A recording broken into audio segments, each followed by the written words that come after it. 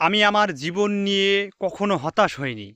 কারণ আমি জানি যে চলার পথে ছোটখাটো রাস্তাতে একটা খাদ, গর্ত এবং ধাক্কা লাগবেই। আমি জানি আমার জীবন এবং আমার লক্ষ্য কতটা স্থির। আমি জানি আমার জীবনটাকে আমি কোন পর্যায়ে নিয়ে যেতে চাই। আমি এটাও জানি যে কোনো মানুষের সাথে পাল্লা দিয়ে, কোনো মানুষের সাথে প্রতিযোগিতা করে কখনো কোনো কিছু করা যায় না।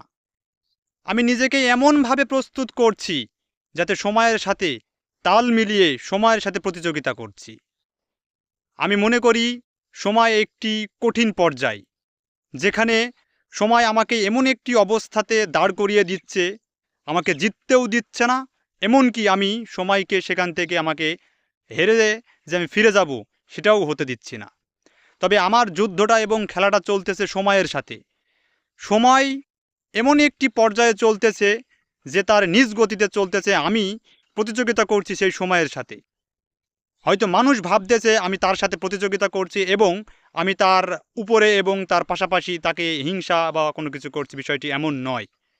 আমার প্রতিযোগিতা হচ্ছে সময়ের সাথে।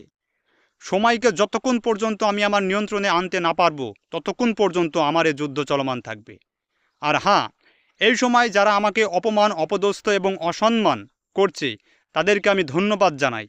কারণ তাদের এই প্রতিযোগিতা এবং তাদের এই মনোভাব আমাকে আরও দৃঢ় শক্তিশালী তৈরি করছে এবং আমার ধৈর্য আরও শক্তিশালী হচ্ছে, যেটাকে আমি বরণ করে নিচ্ছি এবং খুব সুন্দরভাবে গ্রহণ করছি এবং ছোট ছোট ভুলগুলো থেকে আমি শিক্ষা গ্রহণ করছি, যাতে সেই ভুলগুলো আমি দ্বিতীয়বার না করি এবং জীবনকে এমন এক পর্যায়ে নিয়ে যেতে চাই যে মানুষ এবং যারা আমার হারের অপেক্ষায় এবং আমাকে শেষ ধ্বংস হতে দেখতে চাচ্ছে, তাদেরকে আমি আমার মুখের জবাব দিয়ে নয়, আমার কর্মের এবং সফলতা দিয়ে তাদের জবাবগুলো দিতে চাই।